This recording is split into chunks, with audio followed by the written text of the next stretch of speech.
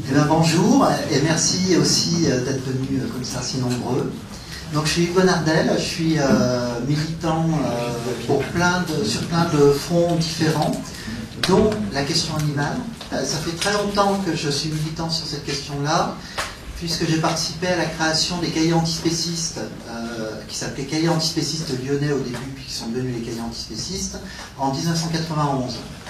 Qui est la principale revue théorique et militante sur la question. Donc sur la question animale et tout particulièrement sur la question du spécisme. Donc là, l'intitulé de ma présentation aujourd'hui, c'est le spécisme, qu'est-ce que c'est? C'était une volonté de l'association Sentience de poser ce problème-là, parce que c'est un petit peu le problème fondamental qui se pose autour de la question animale. Donc ce que je me propose de faire, c'est un petit historique de cette notion, qui est d'abord une notion de philosophie morale, puis un développement, d'un point de vue politique, parce que c'est aussi une notion politique. Et puis ensuite, ce que je propose, c'est qu'il y ait un échange, qu'on discute autour de cette présentation. Donc cette notion de spécisme, c'est une notion qui est relativement récente, qui apparaît, qui est vraiment popularisée à partir de 1975 par un philosophe. À l'époque, c'était en fait encore un étudiant en philosophie, qui maintenant est mondialement connu, qui est Peter Singer, qui travaillait sur la notion d'égalité. C'est une notion, cette notion de spécisme, qui ne peut se comprendre que à travers la notion d'égalité. À l'époque, lui était étudiant aux États-Unis. Peter Singer, c'est quelqu'un qui est originaire d'Australie, une famille de juifs qui ont dû émigrer, quitter l'Autriche suite à l'Anschluss hitlérien. Il était étudiant donc aux États-Unis à une époque où il y avait des mouvements très forts, militants, qui étaient les mouvements pour les droits civiques.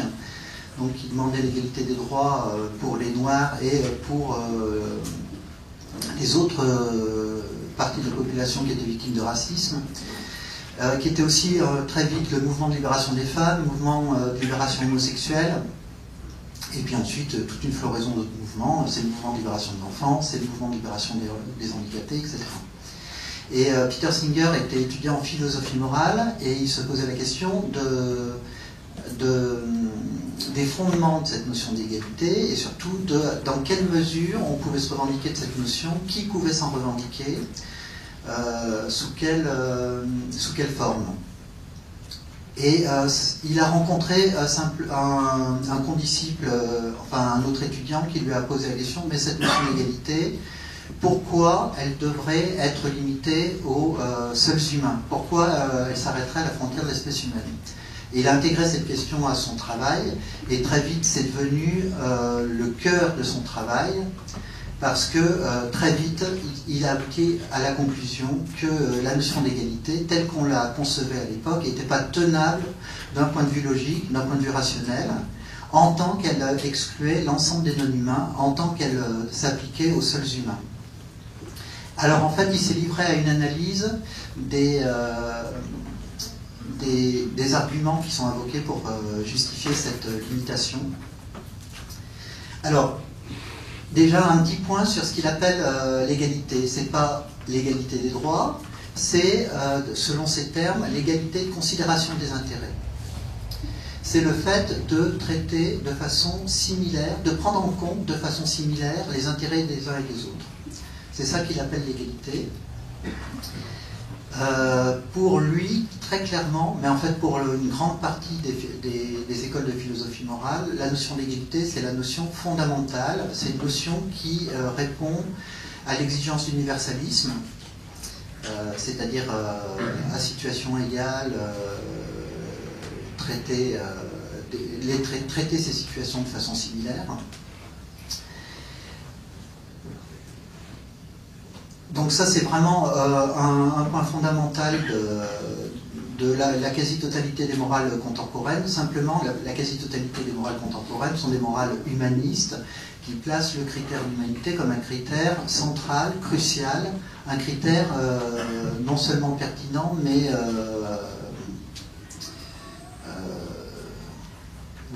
conclusion cruciale, quoi. Peter Singer a commencé à analyser les arguments qui étaient donnés pour justifier de s'intéresser, de prendre en compte les intérêts des autres humains, tout en excluant donc les autres animaux. Alors ces arguments sont de plusieurs sortes. L'argument premier, mais qui est de moins en moins utilisé maintenant, c'était l'argument d'espèce. Nous sommes de la même espèce et nous avons une solidarité, une sorte de solidarité naturelle en fait envers les membres de notre espèce. Les autres arguments qui étaient invoqués étaient des arguments soit de capacités liées à nos capacités cognitives, c'est-à-dire que les humains sont intelligents, les humains ont l'usage de la raison, les humains ont des capacités ce qu'on appelle d'agence morale, c'est-à-dire peuvent se poser la question du bien et du mal et en tirer des conclusions, ou alors des arguments de type plus métaphysique mais qui sont liés au premier, qui sont les humains sont des êtres de liberté alors que les animaux sont des êtres de nature. Bon, et en fait le gros de l'argumentation de Singer, c'était que la notion d'espèce en tant que telle n'est pas plus recevable que, en tant que critère pertinent de discrimination morale, que d'autres notions de type appartenance biologique à un groupe, telles que les notions de race, de sexe ou autres similaires. Parce qu'en soi, l'espèce ne dit rien de l'individu, elle ne donne pas de critères particuliers, en fait. Et par contre, les notions liées à nos capacités cognitives, à nos capacités mentales, Singer remarque d'une part que ces notions d'intelligence, de raison sont relativement floues, on cherche peu à développer, à les préciser. D'autre part que, contrairement à ce qu'on veut volontiers croire, il n'y a pas un fossé qui séparerait les humains des autres animaux en la matière. Il y a plutôt une gradation, une continuité. Maintenant d'ailleurs, enfin j'y reviendrai, mais on s'aperçoit que dans certains domaines, les animaux nous surpassent largement. Et le troisième argument, qui est l'argument fondamental de Singer, c'est qu'en fait ces notions-là n'entretiennent aucun lien logique avec la façon dont on doit traiter quelqu'un. Et de fait, depuis la Seconde Guerre mondiale, enfin les développements liés ensuite notamment au jugement du tribunal de Nuremberg, etc., on refuse de discriminer entre les humains sur ces critères-là. L'humanisme contemporain est un humanisme qui exige de considérer l'ensemble des humains indépendamment, par exemple, de leur capacité d'intelligence. Alors, traiter de façon similaire, traiter de façon égale, ça ne veut pas dire que un nouveau-né va se voir promu, je ne sais pas moi, professeur des écoles, mais ça veut dire qu'on va prendre en compte ses intérêts, on est censé prendre en compte ses intérêts de façon égale à ceux d'une personne qui est plus rationnelle, ou qui peut parler, ou qui a de plus grandes capacités d'abstraction, etc.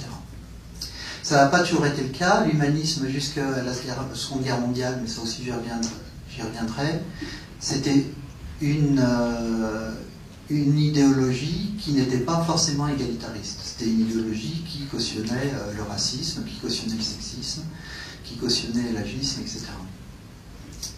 Mais en tout cas, ce que dit Singer et qui est vraiment fondamental, c'est que ces critères qui tournent autour de l'idée d'humanité, qui sont des critères d'intelligence ou de liberté ou de trucs comme ça, n'entretiennent pas de lien logique avec comment on doit traiter quelqu'un. Un exemple qui peut être parlant, c'est qu'il n'y a aucune raison de mieux prendre en compte, de plus prendre en compte les intérêts fondamentaux, par exemple l'intérêt de ne pas souffrir, de l'Einstein national, plutôt que ceux de l'idiot du village. Il n'y a pas de raison logique à considérer que la souffrance d'un handicapé mental profond compte a moins à prendre en compte que celle de, je ne sais pas, moi, quelqu'un qui aura un QI de 140, en admettant que le QI mesure quelque chose qui ressemble à l'intelligence. Et la conclusion de Singer, c'est qu'en fait, cette notion d'égalité, pour être véritablement assise rationnellement, devrait prendre en compte l'ensemble des êtres qui ont des intérêts à défendre. Donc je rappelle, il parle d'égalité de considération des intérêts. Ce n'est pas une égalité en termes d'être, dire nous sommes tous égaux, etc. C'est plutôt la façon dont on doit se traiter les uns les autres, la façon dont on doit prendre en compte nos intérêts. Et donc ce que dit Singer, c'est que à partir du moment où un être possède des intérêts, a des intérêts à défendre, alors nous devrions prendre en compte ces intérêts, et nous devrions les prendre en compte de façon similaire aux nôtres propres. Alors, dans la réflexion de Singer, il y a une interrogation sur qui possède des intérêts. Et Singer dit tout être qui est capable de ressentir des sensations, à partir de ce moment-là, est affecté par les événements, éprouve soit une répulsion, soit un attrait pour les choses, c'est-à-dire donne une valeur à ce qui l'affecte, et on peut dire à partir de ce moment-là qu'il possède des intérêts. Et Singer dit ce critère de la sensibilité, ou ce que maintenant on appelle de plus en plus la sentience, qui est donc la capacité à ressentir des sensations, des émotions, ce critère de la sensibilité, c'est pas un critère arbitraire qui viendrait remplacer un autre critère arbitraire comme le critère d'humanité, c'est le critère fondamental. Parce qu'on ne peut pas parler d'intérêt à propos de choses qui ne ressentent rien. On ne peut pas parler de l'intérêt d'un cadavre, par exemple.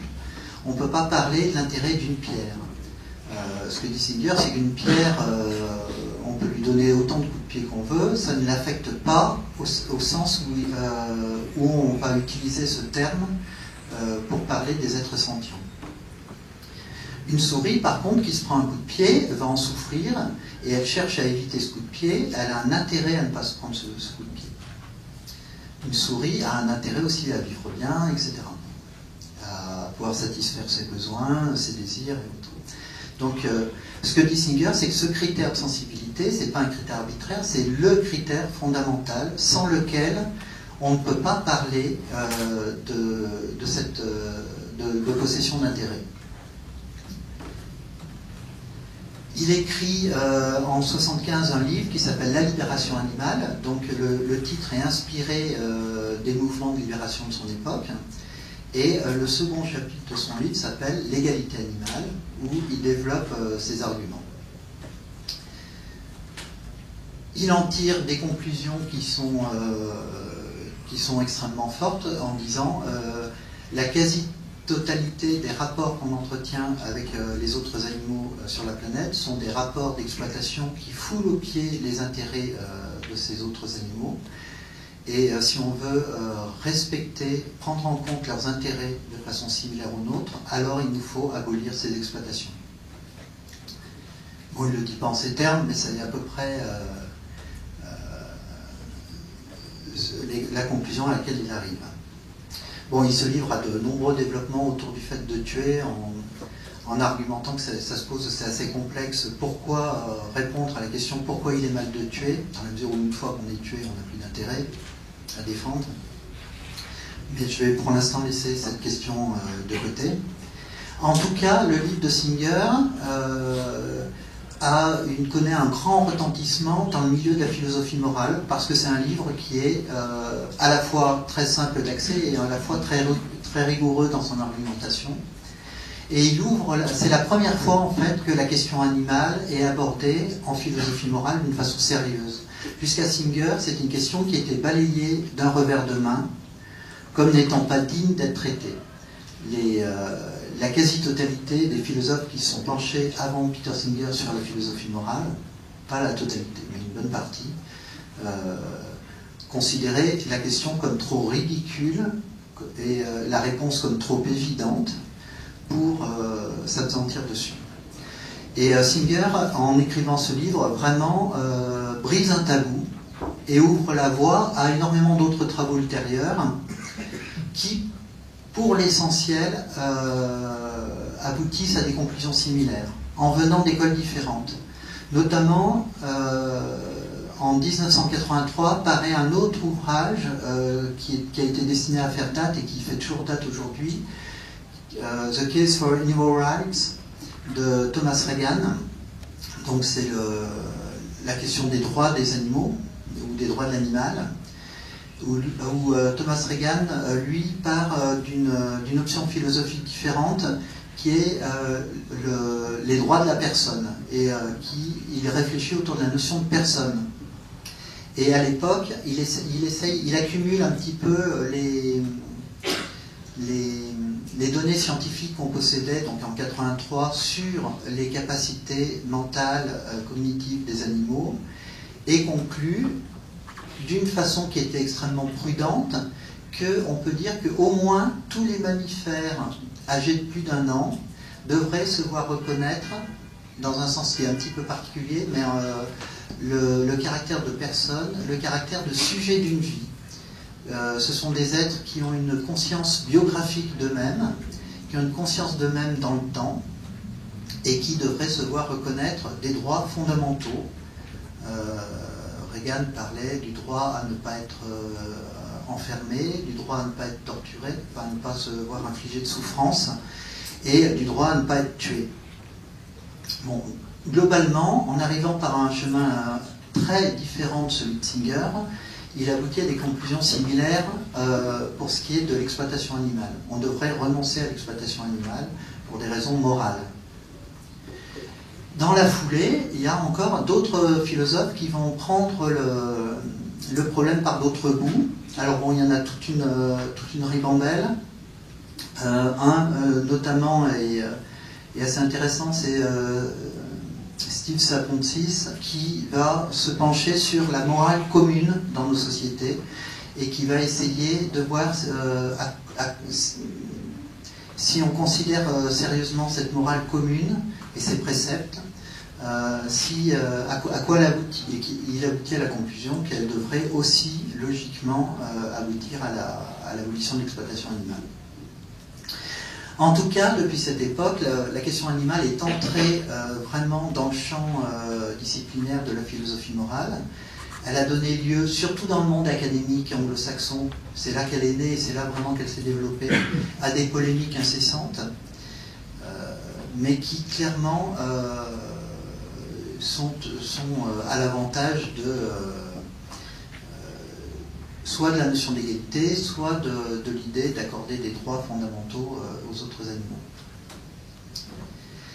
Alors là, je vous ai parlé de la notion de spécisme très brièvement, en évoquant simplement que le critère de discrimination en fonction de l'espèce n'était pas reconnu comme pertinent d'une part, et était au contraire procardé comme arbitraire au même titre que des critères d'appartenance comme ceux de race ou de sexe. C'est là une définition en termes de philosophie morale. Le mot spécisme lui-même est bâti par analogie avec les mots racisme ou sexisme. De la même façon que le racisme est la discrimination arbitraire fondée sur l'appartenance de race dont sont victimes des individus, de la même façon, le spécisme est défini comme la discrimination arbitraire fondée sur l'appartenance d'espèces dont sont victimes des individus. À chaque fois l'accent est mis sur les individus, justement, qui échappent à une appartenance groupale et à ce qu'on essaye de justifier avec cette appartenance de groupe. Là, il s'agit d'une définition de philosophie morale, mais de la même façon que le racisme n'est pas simplement une notion morale, il ne s'agit pas uniquement d'une discrimination arbitraire, mais il s'agit aussi d'une idéologie sociale et politique. De la même façon, la notion de spécisme a été reprise pour désigner l'idéologie globale dans laquelle baignent nos sociétés, qui justifie l'exploitation animale, qui justifie de ne pas prendre en compte les intérêts des autres animaux ou qui justifie de moins les prendre en compte. Je vais plus m'étendre sur ce côté politique, idéologique. Il a été beaucoup creusé en France, il a été creusé un peu partout. Très vite, dans la foulée des travaux de Singer, sont apparus des ouvrages Alors, dans un premier temps dans le monde anglo-saxon, en France, de toute façon, la réception de Singer a été très tardive comparée à beaucoup d'autres pays. Mais dans les pays anglo-saxons, il y a eu des livres qui sont parus qui exploraient les relations, dans un premier temps, les similarités, on va dire, entre le spécisme et le racisme, par exemple. Et c'est quelque chose qui, quand on a découvert les théories qu'on a appelées d'égalité animale ou d'antispécisme en France, a été aussi beaucoup exploré. Il y a notamment un texte qui ne se trouve pas là malheureusement, qui s'intitule « Qu'est-ce que le spécisme ?», qui a été écrit en 1995, qui est un excellent texte d'analyse de l'idéologie spéciste en regard de l'idéologie raciste. Grosso modo, ce qui a été noté, c'est que dans l'ensemble des idéologies de discrimination, racistes, sexistes, agistes et spécistes, on retrouve des caractéristiques qui sont similaires. Une caractéristique fondamentale étant de dénier une subjectivité propre aux victimes de ces discriminations. C'est-à-dire que l'idéologie essaye de pose les dominés, donc racisés, sexisés, spécisés, etc., comme étant des spécimens interchangeables de leur groupe, de leur appartenance de race, de sexe, d'espèce. Par exemple, le racisme, c'était une idéologie, c'est toujours une idéologie qui va poser une essence particulière, le noir par exemple, ou l'arabe, et qui va faire des individus noirs ou arabes qui sont identifiés comme tels des représentants ou des spécimens d'une certaine façon du type du noir, du type de l'arabe, etc. L'idéologie sexiste procédait de la même façon. C'est encore assez notable aujourd'hui, et il y a encore de beaux restes de cette idéologie-là, mais avec l'idée de la femme, avec un grand F, et surtout avec un singulier, les femmes étant des spécimens, alors des spécimens qui s'incarnent différemment de façon singulière à chaque fois, mais étant des spécimens de la femme, des expressions de la femme, ou de l'éternel féminin, d'une essence. Et dans l'idéologie spéciste, on retrouve le même, à peu près le même cas de figure. Les animaux se voyant dénués toute subjectivité propre et étant vus comme des purs spécimens de leur espèce. Un cochon est un spécimen de l'espèce cochon et d'une certaine façon de l'essence cochon. Il a une nature de cochon et cette nature est une sorte de nature englobante. Maintenant on n'ose plus dire ça, mais il y a encore 10 ans, on se représentait les animaux systématiquement comme des êtres d'instinct, programmés pour accomplir une fonction dans un fantasmagorique ordre naturel, c'est-à-dire des êtres qui n'avaient pas de subjectivité propre, qui d'une certaine façon se voyaient dénier le fait d'avoir des intérêts propres. Ils étaient des organismes au service d'une cause qui les dépassait, qui était la nature. Et c'était des organismes programmés, des organismes soumis à des sortes à des réactions on pourrait dire automatiques ou organiques. Et ça n'est que très récemment que cette idéologie-là a été mise en brèche. Moi, quand j'ai commencé à militer sur la question animale, ça revenait sans cesse le fait que, alors soit on disait les animaux ne souffrent pas, ce qui est un discours qu'on n'entend plus guère, soit on disait les animaux peuvent ressentir éventuellement une sorte de douleur physique, mais ça n'est pas de la souffrance, le mot souffrance étant assimilé à plutôt quelque chose d'ordre psychique, psychologique, alors qu'on imagine mal comment une douleur pourrait ne pas avoir une dimension justement psychique et psychologique.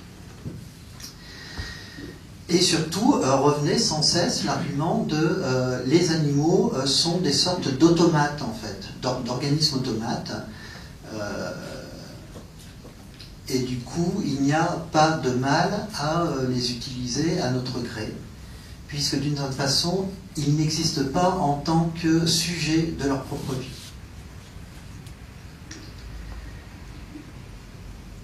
Les temps ont changé, je pense non pas à cause de l'activisme animaliste, enfin de l'activisme militant sur les questions animales, mais parce qu'il y a eu une révolution dans la recherche scientifique autour de la question animale il y a 20-25 ans, en éthologie notamment. On a abandonné les études comportementalistes qui partaient du principe que les animaux étaient des sortes de machines biologiques qui réagissaient à des stimuli d'une façon prédéterminée.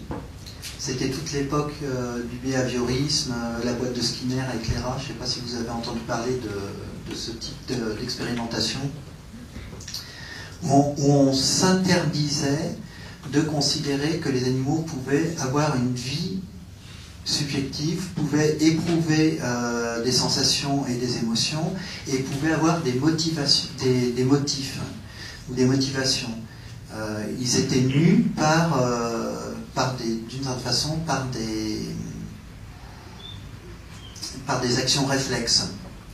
Et en fait, il y a, maintenant bien 25 ans, a commencé une révolution en éthologie qui a été initiée par des femmes, d'ailleurs des primatologues pour l'essentiel, qui ont commencé déjà à observer des animaux dans leur environnement naturel, entre guillemets, qui ont commencé à leur donner des noms, ce qui ne se faisait pas du tout avant. Ça a été perçu comme une sorte de blasphème au tout début, quand elles ont fait ça. Et puis surtout, qui se sont aperçues qu'elles avaient énormément de mal à expliquer les comportements qu'elles observaient si elles se refusaient à faire appel au fait qu'ils ont eux aussi des désirs, des aversions, bref, qu'ils éprouvent des émotions.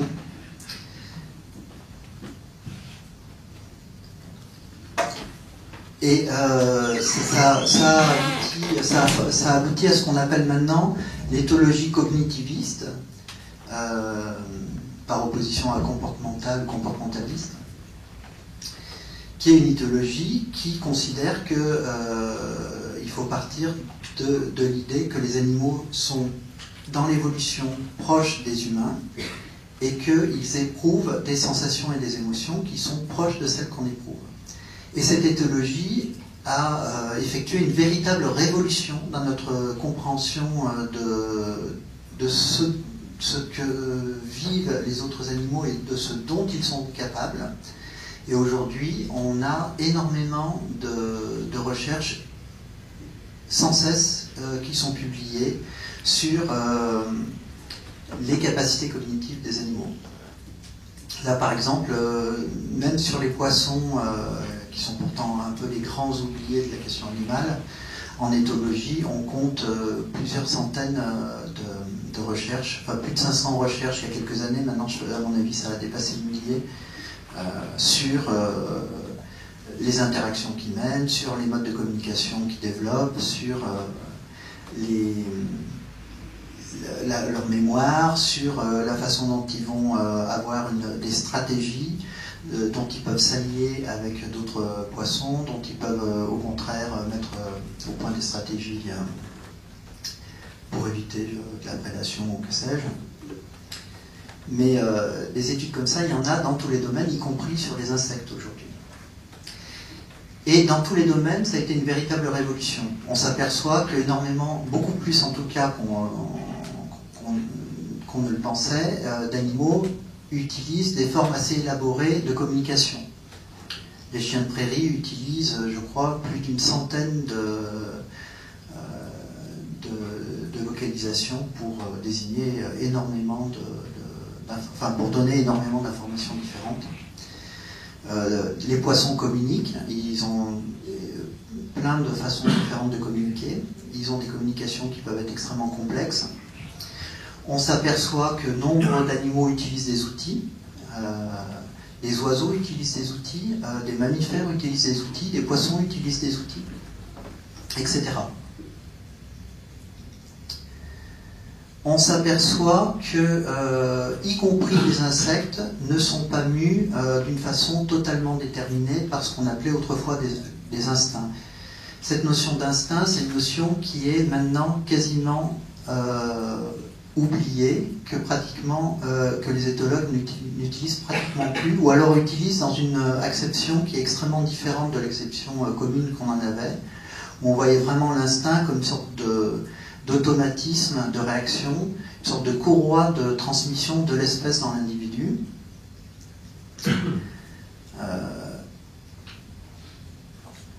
Alors qu'aujourd'hui, on voit plutôt, quand on continue de formuler des analyses en termes d'instinct, l'instinct est plutôt un déclencheur de l'intelligence. C'est-à-dire qu'il y a des situations qui vont déclencher une recherche intelligente de solutions chez les animaux. C'est plus du tout une notion qui s'oppose à la notion d'intelligence, comme c'était le cas encore il y a 20 ans, ou il y a 10 ans, quand on parlait d'instinct.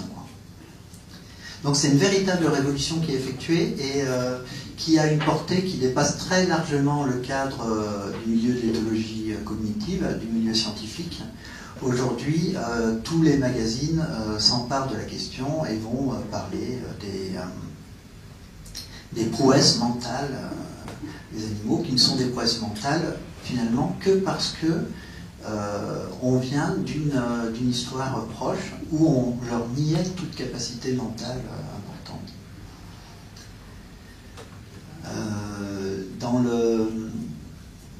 Par exemple, ça a été une révolution quand une éthologue a publié un bouquin sur son perroquet, qui montrait que son perroquet était capable de comprendre ce qu'il disait, de réagir avec un propos, et oui, d'interagir d'une façon finalement relativement proche de celle qu'on connaît nous en tant qu'humains. Bon, là je parle des oiseaux, mais là encore c'est pratiquement toutes les espèces animales qui sont concernées par cette révolution. Donc là, je disais ça parce que par rapport au spécisme, le gros point de l'idéologie spéciste, c'est la négation du fait que les animaux possèdent des intérêts en propre, des intérêts individuels.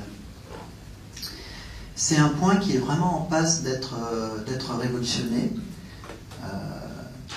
Ensuite, un autre point extrêmement important, c'est le point, et là on revient un petit peu à la philosophie morale, c'est en admettant que les animaux possèdent des intérêts, ils n'ont pas la dignité qui impliquerait qu'on prenne en compte ces intérêts. Cette dignité, c'est une notion donc, qui est mobilisée par l'humanisme avec la notion de dignité humaine. Mais on retombe sur les points que j'ai évoqués précédemment, c'est-à-dire que ce qui, dans notre civilisation, est censé fonder une dignité humaine spécifique, une dignité qui est excluante des autres animaux, ce sont soit les notions de raison, donc qui est mobilisée, la notion de raison, elle est mobilisée depuis 2500 ans dans la civilisation occidentale pour distinguer les humains des autres animaux, ça date d'Aristote. Soit la notion d'intelligence, est une notion qui n'a jamais été vraiment définie scientifiquement, mais ou la notion qui a été beaucoup mobilisée par les humanistes des Lumières, en premier lieu par Kant, c'est la notion de liberté. Les animaux ne sont pas des êtres de liberté comme le sont les humains, et c'est parce que nous sommes des êtres de liberté nous sommes extraits du déterminisme naturel, que nous avons une dignité spécifique qui fait qu'on doit se prendre en compte les uns les autres, qu'on doit tenir compte les uns des autres et considérer qu'on est des valeurs sacrées, entre guillemets. En fait, aujourd'hui, cette notion de liberté, quand on la ramène à des capacités de choix, à des capacités de calcul aussi, qui sont liées aux questions de choix, calcul stratégique, on s'aperçoit que énormément d'animaux, mais on aurait pu s'en apercevoir avant, font des choix en permanence et font des choix qui sont des choix d'une certaine façon rationnels, qui sont des choix pesés, qui sont des choix tactiques ou stratégiques.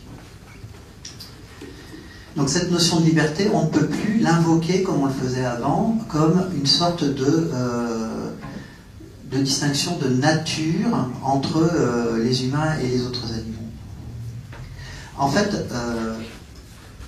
c'est toute la construction idéologique du spécisme qui s'écroule, qui reposait sur la distinction entre, d'un côté, un ordre de l'humanité, règne de la liberté, de la subjectivité, de l'individualité, et de l'autre côté, le règne de la nature, le règne du déterminisme, non plus de l'histoire, mais d'une sorte de répétition circulaire, le règne de la fonctionnalité, c'est-à-dire où les individus, les êtres qui étaient censés ressortir de la nature étaient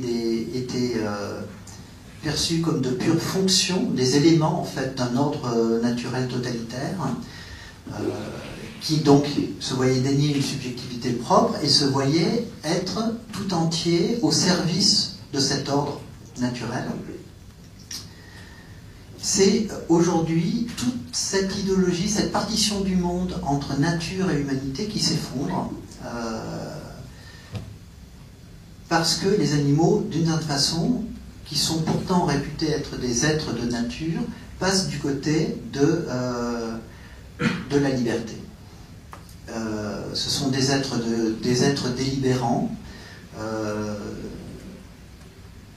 donc qui font des choix, etc., etc. Alors, évidemment, on peut toujours considérer qu'il y a des degrés dans la liberté, qui peuvent être des degrés soit dans la projection dans la conscience de soi, soit des degrés dans la projection de soi dans l'avenir, soit des degrés dans les capacités d'abstraction. Mais en tout cas, on ne peut plus dire, comme on le disait très récemment encore, et comme le disent encore certains philosophes comme Luc Ferry, qu'il y a d'un côté des êtres de liberté et de l'autre côté des êtres de nature. Et opposer deux mondes comme ça qui seraient incommensurables l'un à l'autre. Et fondamentalement, cette distinction entre humanité et nature, c'est la distinction qui a structuré la pensée occidentale depuis 2500 ans. C'est une distinction qui est née avec Aristote. Aristote qui voyait l'humain comme un être de nature, mais qui émergeait de la nature grâce à la parole, et grâce donc au logos, mais aussi donc à la capacité de rationalité qui est liée à la parole. Mais Aristote est le premier à avoir théorisé l'idée de nature, donc comme un monde de déterminisme, à une époque. Enfin, c'est pas inintéressant de remarquer qu'il a théorisé cette idée de nature au moment où il avait besoin de théoriser une exceptionnalité humaine, d'une part, et de théoriser, d'autre part, des institutions d'appropriation sociale de classe d'êtres, comme par exemple l'esclavage, ou comme la domination patriarcale sur les femmes, etc. Et en même temps qu'Aristote crée cette distinction humanité-nature, il va justifier effectivement l'esclavage par une nature inférieure des esclaves. Il va justifier le patriarcat par une nature inférieure des femmes. Il va justifier aussi la domination sur les autres animaux par une nature inférieure des animaux. Et ces différences de nature, c'est pas qu'il y aurait une nature mieux des humains et une nature moins bien des animaux, c'est que ce sont des natures complètement différentes. D'une certaine façon, ce qu'on va retrouver tout au long de l'histoire occidentale, c'est l'idée que les humains ont pour nature, ont pour essence de ne pas avoir de nature, de ne pas avoir d'essence. Les humains sont des êtres d'histoire qui se créent eux-mêmes, quand les animaux, eux, seraient des êtres qui ont une nature spécifique, liée à leur espèce. Les animaux sont déterminés, ils sont limités par leur nature, quand les humains, eux, sont potentiellement illimités. C'est cette idéologie-là, c'est ce découpage-là qui aujourd'hui est en train de se casser la gueule. Ce découpage-là se traduisait, comme je l'ai dit, dans les idéologies racistes, par l'idée qu'il y a une nature des Noirs, par exemple, qui est une nature limitative. Ils ont une nature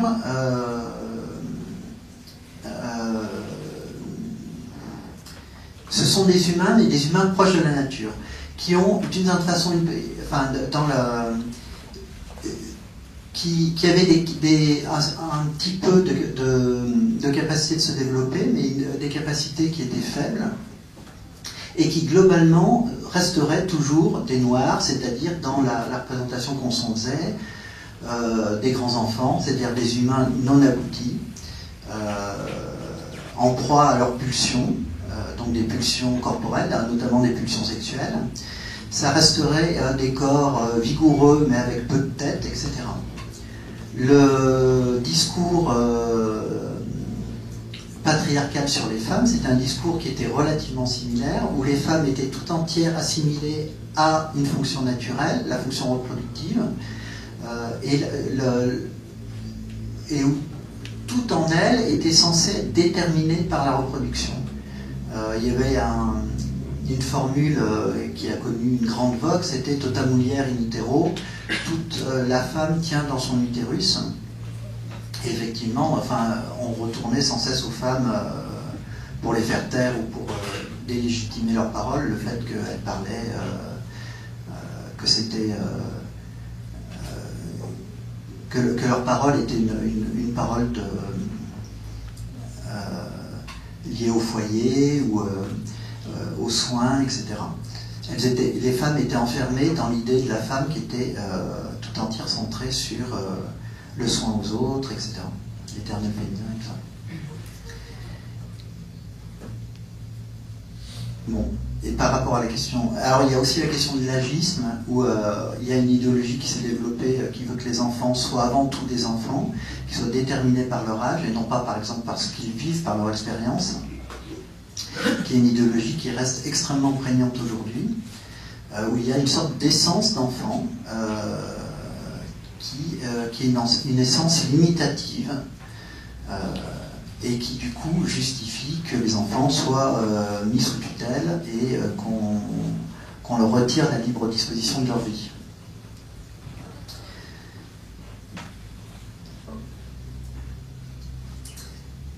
Quand il y a eu la victoire des Alliés sur les forces de l'Axe, donc des démocraties occidentales notamment sur l'hitlérisme et les idéologies racistes hitlériennes, l'humanisme a opéré un changement au sens où aussi progressivement avec les mouvements de décolonisation, puis ensuite les mouvements de lutte même dans les métropoles contre le racisme, contre le sexisme, etc., où progressivement il a abandonné l'idée qu'il y avait une gradation des êtres au sein de l'espèce humaine. Et il y a eu proclamation de l'idée vraiment d'égalité humaine, et cette fois d'une façon beaucoup plus universelle que par exemple lors des déclarations des droits humains en 1789, où quand on proclamait les hommes naissent libres et égaux en droit, les hommes, ça désignait pas l'humanité, ça désignait les hommes mâles. À partir après la Seconde Guerre mondiale, progressivement, l'humanisme va renoncer à cette idée qu'il y a une gradation au sein même de l'espèce humaine, qui serait le reflet de la gradation qu'il opère entre les humains et les autres animaux, et va proclamer que au sein de l'espèce humaine, tous les humains sont égaux. Tous les humains ont une égale dignité, tous les humains participent d'une égale essence humaine qui mérite le respect et qui, au final, de façon très concrète, leur permet de bénéficier de droits fondamentaux, donc notamment le droit à la vie, le droit à ne pas être enfermé sans jugement, etc., etc. Le droit à la libre disposition de leur corps, le droit à la libre disposition de leur vie dans des limites sociales. Mais c'est une évolution récente, et surtout, c'est une évolution qui fait apparaître de façon très claire qu'on vit dans un monde à double morale. Une morale égalitariste entre pairs, entre humains, et une morale qui reste une morale inégalitariste, élitiste, basée sur des arguments donc élitistes, qui est le versant moral vis-à-vis des autres animaux. En fait, on vit dans un seul monde, et c'est pas possible d'avoir une double morale ainsi. Le critère d'humanité, donc c'était ce que disait Peter Singer, est un critère qui n'est pas pertinent au niveau moral. Donc c'est une révolution conceptuelle d'une très grande ampleur qu'invite la critique de la notion de spécisme, qui est à la fois une révolution qui est en rupture, puisqu'elle invite à quitter le critère d'humanité pour se pencher sur l'ensemble des êtres sensibles, et c'est à la fois une évolution qui est dans la continuité, dans la mesure où elle reprend l'idée d'égalité, simplement en tentant de la poser sur des bases qui soient logiques, qui soient rationnelles, qui cessent d'être arbitraires.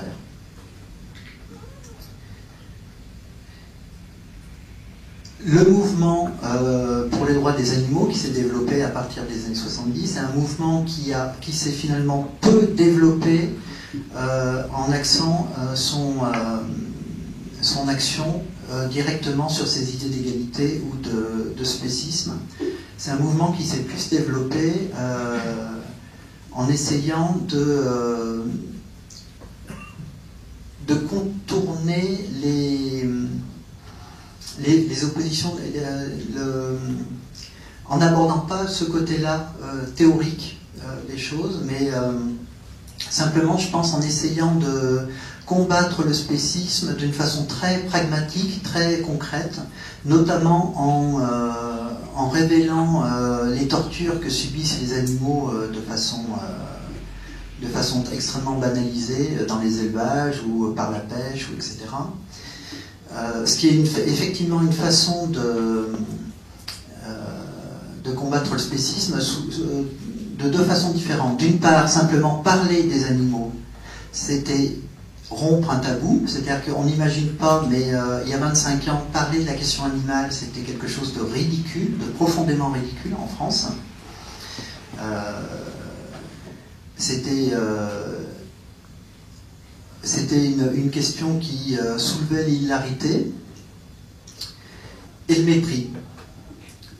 Le fait même de parler de la question animale, c'était quelque chose de révolutionnaire, c'était briser un tabou. L'autre façon de combattre le spécisme à ce niveau-là, c'était simplement de montrer des situations absolument monstrueuses que vivaient des animaux, et qui, ces situations-là, en fait, nous saisissent malgré tout et nous poussent, nous forcent en fait, à un certain niveau à nous mettre à la place de l'animal. Et c'est là, d'une certaine façon, c'est là encore un tabou fondamental qui tombe, puisque la violence qui est exercée à l'encontre des animaux nous pousse à nous identifier à l'animal, c'est-à-dire à briser la frontière d'espèce qui a été mise en place socialement.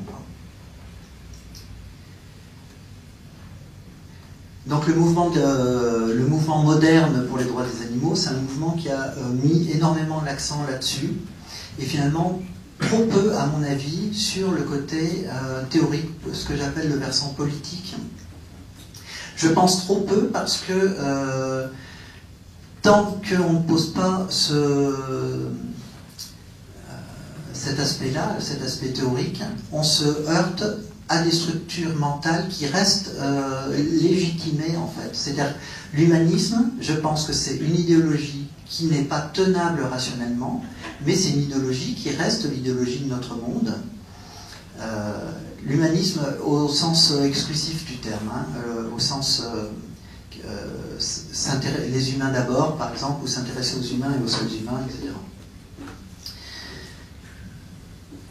Et tant que cette idéologie n'est pas attaquée, n'est pas critiquée et n'est pas subvertie, on ne peut, à mon avis, obtenir que des avancées, d'une part très lentes, et d'autre part limitées en leur centre, limitées qui vont rester des avancées périphériques, en fait.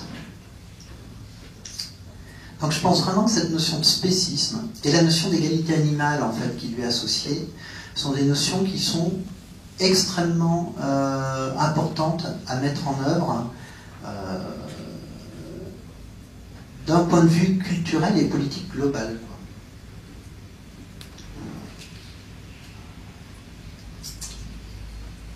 Il y a beaucoup d'aspects que je n'ai pas abordés pour l'instant là, sur cette histoire spéciste. C'est-à-dire que l'idéologie spéciste, si d'une certaine façon on l'identifie à l'humanisme, on s'aperçoit que c'est une idéologie qui est extrêmement... qui est transversale à l'ensemble des champs de notre société, champs CHAMP. C'est une idéologie qui est diffuse, qui baigne l'ensemble de notre rapport au monde. Un rapport qui est donc centré sur les individus humains ou sur l'humanité en tant qu'entité globale et qui oriente notre regard dans les moindres de nos gestes et de nos faits quotidiens ou dans les moindres de nos appréhensions globales du monde. Et du coup, je pense qu'à ce niveau-là, c'est vraiment un travail de fond qui reste à mener. C'est un travail auquel s'est livré donc pas mal les cahiers antispécistes, mais qui sont restés une revue relativement confidentielle. L'ensemble des textes des cahiers antispécistes se trouvent disponibles gratuitement sur Internet, des textes en français, qui sont traduits parfois très nombreux dans d'autres langues. Mais oui, voilà, moi je pense vraiment qu'aujourd'hui, il est temps que le mouvement animaliste s'empare de la question théorique et pose les problèmes de fond qui sont posés par la question animale, au lieu d'essayer de faire émerger la question animale dans un cadre conceptuel qui reste inchangé. Bon, ce que je vous propose, c'est d'arrêter là-dessus. J'ai peut-être été un peu théorique, je ne sais pas, et qu'on échange autour de ce que je viens de dire, ou que vous fassiez part aussi de vos objections, ou ce qui vous vient à l'idée. Bonjour. Vous avez fait référence aux élevages, la chasse et la pêche. Est-ce que vous pouvez développer un peu sur les zoos, votre pensée sur les zoos? J'ai parlé de l'élevage, de la chasse et de la pêche parce que 99% des animaux qu'on maltraite et qu'on tue sont tués et maltraités pour nous servir de nourriture. Donc c'est vraiment un point extrêmement important. Quand je dis 99%, ça doit être 99,99%. Enfin, c'est énorme. On considère que dans le monde, il y a entre 1000 et 3000 milliards de poissons qui sont pêchés chaque année. C'est un nombre qui est incommensurable, qui dépasse de loin le nombre d'humains qui a jamais existé sur Terre. Mais même pour ne parler que des vertébrés terrestres, on considère qu'il y a 64 milliards, 66 milliards d'animaux vertébrés terrestres qui sont abattus chaque année dans le monde. Qui sont abattus dans des abattoirs, sans parler des autres. Et sans parler de tous ceux qui meurent en cours de route dans les élevages ou autres. Mais la question des zoos, c'est une question qui se pose aussi. Enfin, c'est des animaux qui vivent leur vie durant enfermés dans des espaces qui sont des petits espaces et qui ont une vie qui est privée de la richesse qu'ils pourraient avoir par ailleurs. Ils bénéficient par contre d'une sécurité. Ils n'ont pas de prédateurs et ils sont soignés quand ils sont malades. Mais en même temps, en ayant une vie que nous-mêmes ne considérerions pas comme une vie digne d'être vécue. C'est une réponse rapide.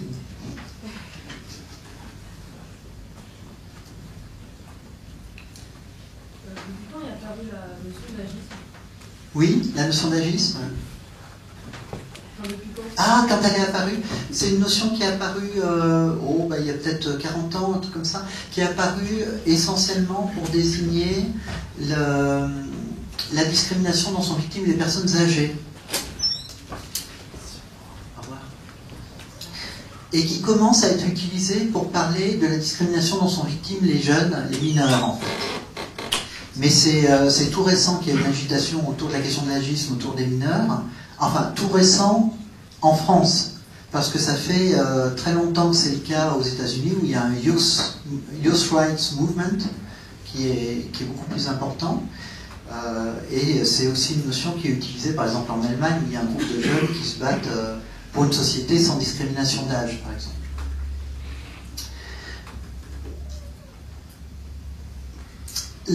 Oui, un point que j'avais pas développé, c'est que ces histoires de discrimination raciste, sexiste, agiste, etc. En fait, au niveau idéologique, c'est pas uniquement le racisme, c'est pas uniquement, ou le sexisme, c'est pas uniquement le fait d'être méprisé en tant que noir, par exemple, ou en tant que femme. C'est avant tout le fait d'être considéré comme noir ou comme femme, c'est-à-dire d'être mis dans une catégorie, dans un paquet prédéfini, donc ce que je disais, la notion de noir, la notion de femme, etc. D'être assimilé à une essence d'être assigné à une essence qu'on est condamné à reproduire. On est vu comme ça, contrairement aux membres des groupes dominants qui, eux, se voient comme réellement des individus et comme n'étant en rien déterminés ou réduits par une appartenance. Je veux dire, les blancs, par exemple, ne se voient pas comme blancs. Ils se voient comme l'universel. Et par contre, ils voient les autres comme noirs, c'est-à-dire comme une particularité définie, déterminée. Les hommes ne se voient pas fondamentalement comme hommes, ils se voient comme représentant l'universel, l'humanité, et voient les femmes, au contraire, comme une sorte de particularisme au sein de l'humanité, et donc un particularisme réducteur de l'individualité. Et ça, c'est un truc assez fondamental, c'est que c'est l'idéologie spéciste, de la même façon, c'est ne pas considérer les individus sans faire référence à leur espèce, l'espèce étant censée finalement caractériser l'essence de l'individu, étant censée exprimer l'essence de l'individu, sa nature profonde, qu'il va exprimer avec quelques légères différences de ses congénères, mais c'est tout. À chaque fois, l'individualité est gommée au profit d'une essence. Et fondamentalement, c'est le ressort de ces idéologies, c'est d'identifier des individus, d'une part à un groupe et d'autre part à une essence réductrice qui est liée à ce groupe, quoi. Et c'est ce qui se passe avec les enfants, avec les vieux, etc.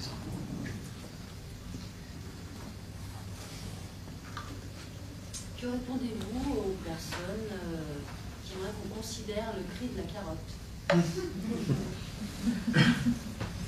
Il y a énormément de réponses possibles. Enfin, voilà, la réponse fondamentale, c'est que les carottes, pour l'instant, on n'a aucune raison positive de penser qu'elles ressentent des sensations.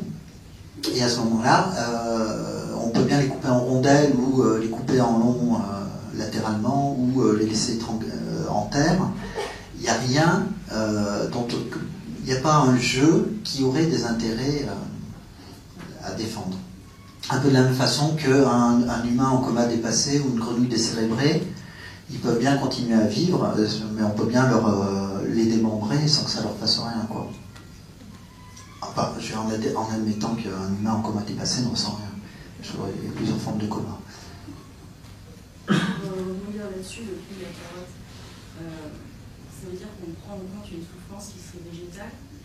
Et si à côté de ça, on consomme des animaux qui eux-mêmes, au préalable, ont consommé des végétaux, on consomme dans cette structure une double souffrance, et celle des végétaux et celle des animaux. Et dans un souci de minimiser cette souffrance, ça n'a pas de sens de considérer un certain prix de la carotte. Oui, si on prenait au sérieux l'idée d'une sentience végétale, ça impliquerait encore plus d'une façon de cesser de manger des animaux, dans la mesure où eux-mêmes sont nourris à partir de végétaux et où indirectement on consommerait 10 fois plus de végétaux. Mais de fait, les gens qui invoquent le cri de la carotte ne prennent jamais au sérieux l'idée d'une sentience végétale. Ils utilisent l'idée absurde d'une sentience végétale pour annihiler l'idée d'une sentience animale. Ouais. Donc, c'est un petit peu différent. Disons que c'est un argument de mauvaise foi qui est utilisé.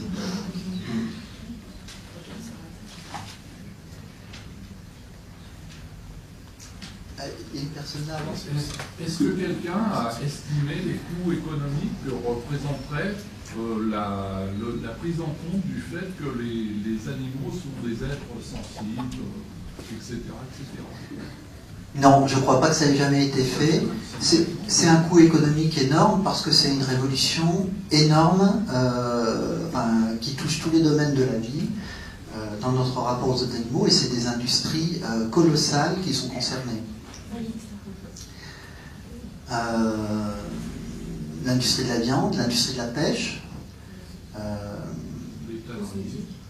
Oui, énormément de domaines sont concernés.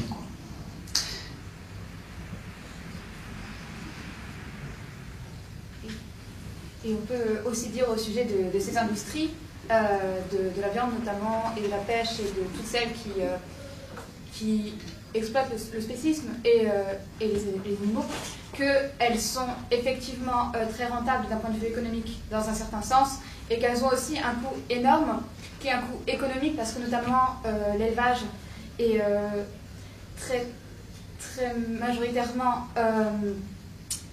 un élevage intensif, et subventionné au niveau européen notamment, et que donc c'est quelque chose qui n'est pas économiquement viable en tant que tel, et surtout en fait on peut parler d'un coût environnemental qui est désastreux, puisque l'élevage c'est 18% des gaz à effet de serre, que c'est la première cause de déforestation en Amazonie, et beaucoup d'autres coûts du coup qui sont environnementaux, qui sont humains, qui sont évidemment ceux des autres espèces concernées, et du coup des coûts économiques qui sont ceux de ces dommages collatéraux qu'on ne prend pas en compte lorsque l'on parle de la perte financière qu'occasionnerait l'arrêt de l'industrie d'exploitation animale. En posant la question, si je pensais au coût au niveau des emplois ou au niveau humain, quoi. Parce que ça serait immense. Parce que essayer de demander à un pêcheur qui a pêché toute sa vie d'abandonner l'idée de pêcher, il va vous rigoler au nez, tout simplement. Mais de toute façon, quoi qu'il se fasse, ça se fera pas d'un coup. Après, on peut le déplorer, mais ça se fera pas d'un coup, ce sera petit à petit, ce sera comme tout, au final, ce sera remplacé par autre chose. Vous preniez l'exemple des tanneries, ce qu'on fera plus sur le travail qui sera plus fait sur des peaux animales, il va être fait sur une autre matière. Donc au final, c'est un travail qui va changer de nature, mais je ne pense pas que le travail sera supprimé pour autant. Ça se fera petit à petit, s'il y a de moins en moins de pêcheurs, il y aura de moins en moins de pêche. Et je ne pense pas qu'on doit se poser la question du grand remplacement de... Et puis c'est une remise en cause totale de la notion de travail aussi. C'est une remise en cause de la société, et puis je pense de la notion de travail.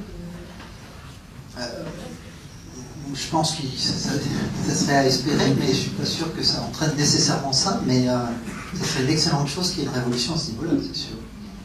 Mais c'est vrai qu'à l'heure actuelle, le secteur de la pêche est financé par des subventions à plus de 50%, et le secteur de l'élevage est financé par des subventions à plus de 50%.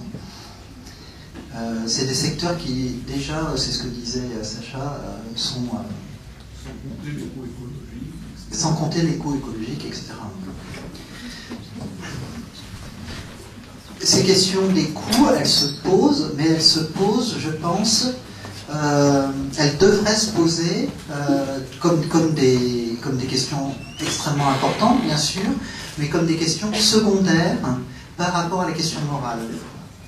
Un peu de la même façon que, moi je pense par exemple que l'industrie de l'armement ne peut pas être justifiée uniquement en fonction des profits. Si elle doit se justifier, il faut qu'elle trouve d'autres types de justifications. On ne peut pas justifier de tuer par exemple d'autres êtres humains uniquement pour se faire des sous. De la même façon, quand on a aboli l'esclavage, la façon dont on considère aujourd'hui la question de l'esclavage, c'est une question morale fondamentale, et il est hors de question de faire revivre l'esclavage sous prétexte que ça générerait des profits, ou que... Et je pense que la question animale devrait être posée en les mêmes termes. C'est-à-dire que si on tombe d'accord sur le fait qu'il est illégitime et inacceptable d'exploiter d'autres êtres sentients, c'est une question qui devrait se poser de façon impérative. Voilà. Ensuite, on trouve d'autres solutions. Un petit peu comme quand on a aboli l'expérimentation sur des humains non consentants. On a décrété une loi qui interdisait l'expérimentation sur des humains sans leur consentement. Et ben on a trouvé d'autres solutions. Bon, malheureusement, c'est testé sur des animaux, mais je veux dire, les lois ont été passées, l'abolition a été faite, l'interdiction a été promulguée, et on s'est débrouillé pour trouver d'autres solutions, quoi.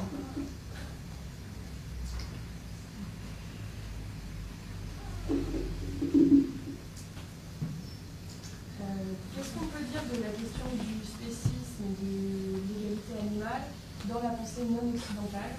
Et est-ce qu'il y a eu des liens éventuels, des inspirations d'un côté ou de l'autre?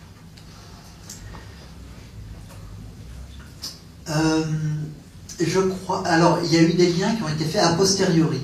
Mais par exemple, je ne crois pas que dans la pensée de Singer, ni de pas mal d'autres philosophes qui se sont penchés sur la question,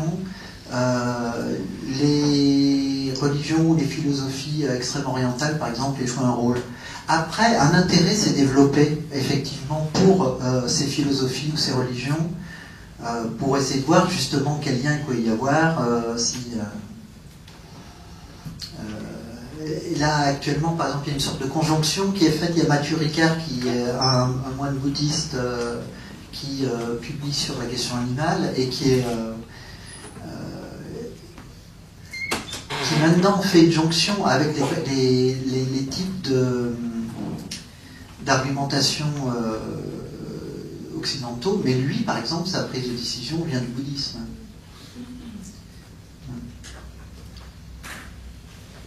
Il y a un anthropologue qui a théorisé justement ça et qui a analysé les rapports d'autres sociétés aux animaux et qui s'appelle Philippe Descola et qui a établi que justement dans des sociétés non occidentales, il pouvait exister d'autres rapports aux animaux qu'il nomme l'animisme, le totémisme ou l'analogisme, et la société occidentale serait caractérisée par le naturalisme.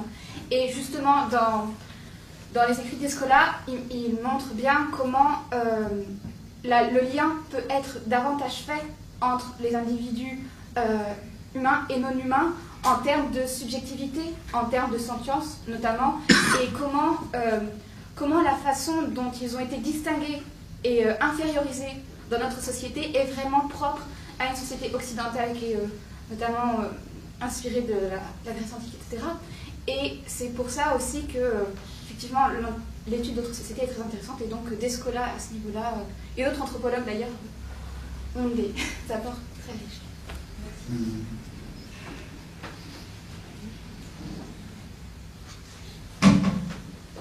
Dans les milieux libertaires allemands en particulier, c'est la question politique du spécisme est difficile à débattre, voire tabou.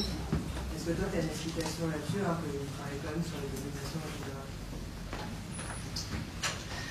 J'ai l'impression que c'est un problème qu'on rencontre au sein de la gauche française de façon générale. Les mouvements progressistes en France au XIXe siècle, c'est des mouvements qui se battaient pour des questions intra-humaines et pour la question animale. Des républicains du XIXe siècle, comme Schœlcher ou comme Hugo ou comme Lamartine ou autres, se battaient aussi sur la question animale. Des révolutionnaires aussi, des anarchistes comme Élisée Reclus ou Louise Michel, c'était des questions importantes pour eux. Et au XXe siècle, il y a un resserrement idéologique où il y a vraiment cette idée, cette idée qui cristallise qu'il y a une différence fondamentale entre les humains et les autres animaux, avec vraiment une sorte de radicalisation de l'humanisme. Qui fait que ça devient impossible de lier les deux questions, quoi. Et les discours de progressistes à propos de la question animale disparaissent en fait au XXe siècle. Ils réapparaissent à la fin du XXe siècle, mais Mais vraiment, le XXe siècle est une période d'obscurantisme sur cette question-là, globalement. Et la gauche, notamment, à partir de... va développer de plus en plus un discours purement humaniste, c'est-à-dire que l'égalité humaine, elle est revendiquée parce qu'on n'est pas des bêtes, on n'est pas des chiens, etc. Enfin, on n'est pas du bétail, enfin, c'est des trucs qui reviennent en permanence. Et j'ai l'impression que voilà, que maintenant il y a un saut culturel à faire au sein de la gauche pour rejoindre la question animale et la question de l'égalité au sens universaliste du terme. Alors que la droite n'est pas plus proche des idées d'égalité et d'antispécisme, mais la droite, elle a toujours, il me semble, plus eu en arrière-plan l'idée qu'il y a des différences de valeurs entre humains, et défendu cette idée, ce qui fait qu'elle avait moins de réticence à se préoccuper de la question animale, parce qu'elle opérait, il y avait une sorte de continuité, elle continuait à garder une continuité. J'ai l'impression que la gauche a sauté à pieds joints sur l'idée d'une séparation radicale entre les humains et les autres animaux. Voilà.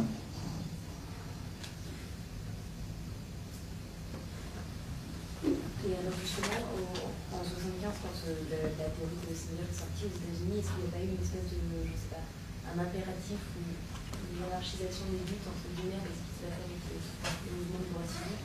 Tu veux pas parler plus fort ou parce que... Comment ça a été reçu répéter la question. Cette théorie la théorie spéciste quand c'est sorti en 75 avec est-ce que ça a joué un peu une concurrence avec les mouvements civiques et comment ça a été Tout le monde a entendu ou... Non, mais la question c'est quand Singer a publié son bouquin La libération animale en 75, comment la question du spécisme a été reçue? Est-ce qu'il y a une concurrence qui s'est, c'est ça, hein, qui s'est mise avec les luttes intrahumaines ou pas? Ben, en fait, Jerry, non, c'est le bouquin de Singer a eu un impact considérable dans les milieux animalistes. Mais qui n'a pas été répercuté directement sous forme de questionnement à la société en termes d'égalité ou de spécisme. Mais par contre, le mouvement animaliste s'est mis à s'intéresser à l'immense majorité des animaux qui sont les animaux de rente, les animaux de boucherie, etc. Alors qu'avant, il s'intéressait que aux chiens et chats, aux chevaux et aux animaux sauvages. Donc c'est plutôt dans ce sens-là qu'il y a eu une révolution dans le mouvement animaliste qui ensuite a eu des répercussions sur l'ensemble de la société. Et par contre, les thèses de Singer ont déclenché une sorte d'ouragan conceptuel ou théorique, mais dans le milieu académique, dans le milieu universitaire, dans le milieu de la philosophie morale.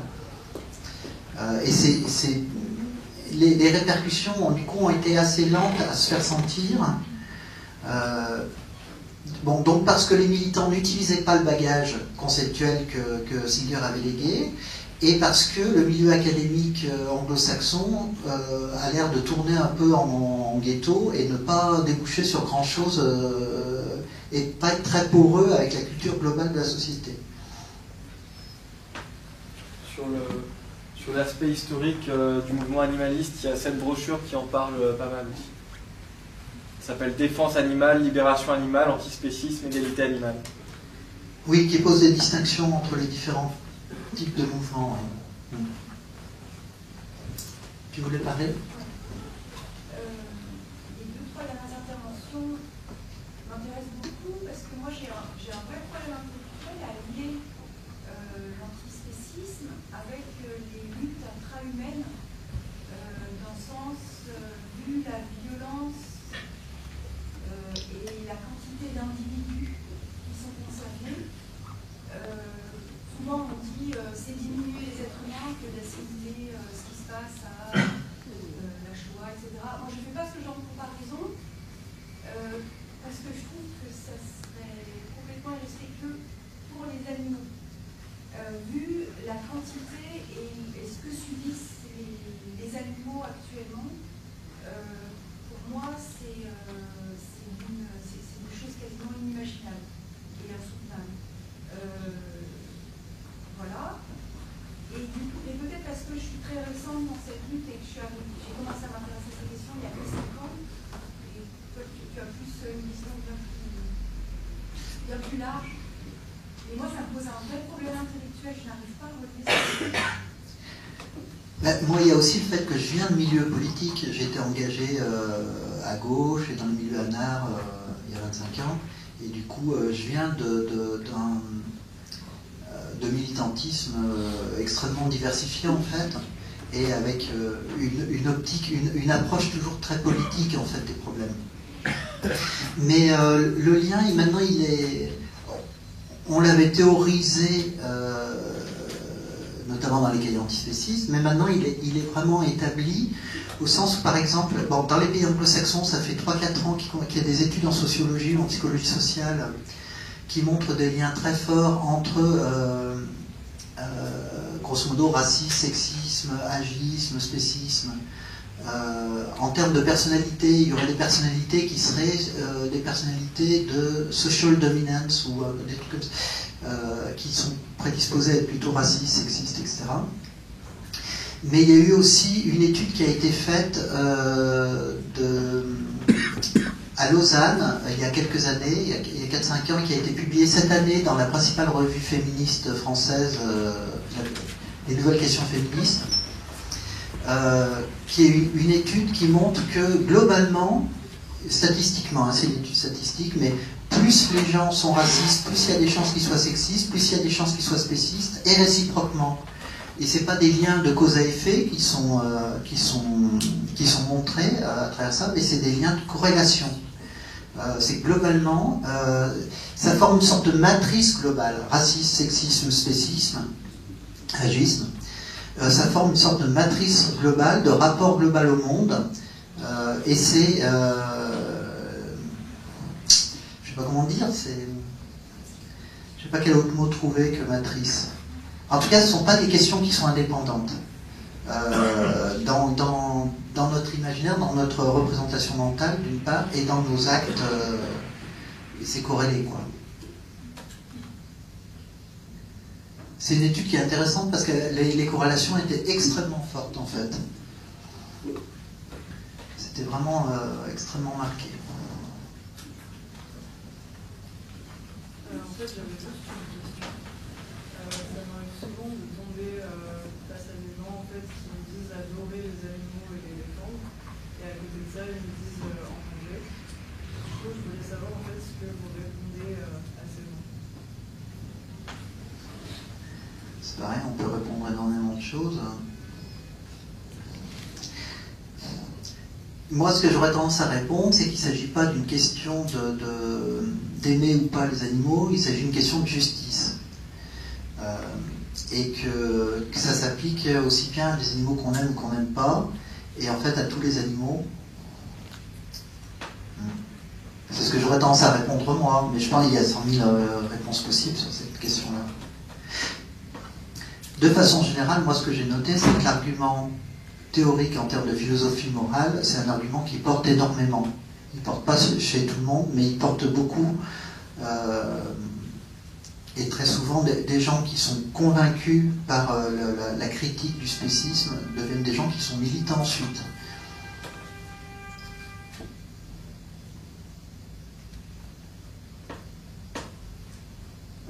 J'ai remarqué que souvent ces personnes-là ont tendance à considérer que les animaux de compagnie sont plus intelligents que les animaux qu'on mange, et qu'ils sont plus capables d'avoir des liens avec les êtres humains, etc. Et le contraire a été totalement démontré, donc c'est en général un argument que je vais utiliser personnellement.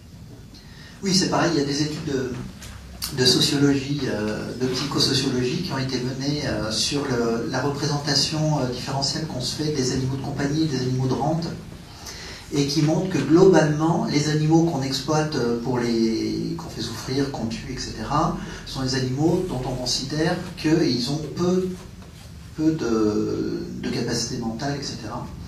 Il y a aussi une étude qui est marrante qui a été menée sur des échantillons simultanément, et on leur demandait donc de noter le degré d'intelligence et de plein d'autres capacités mentales des animaux et d'animaux de rente.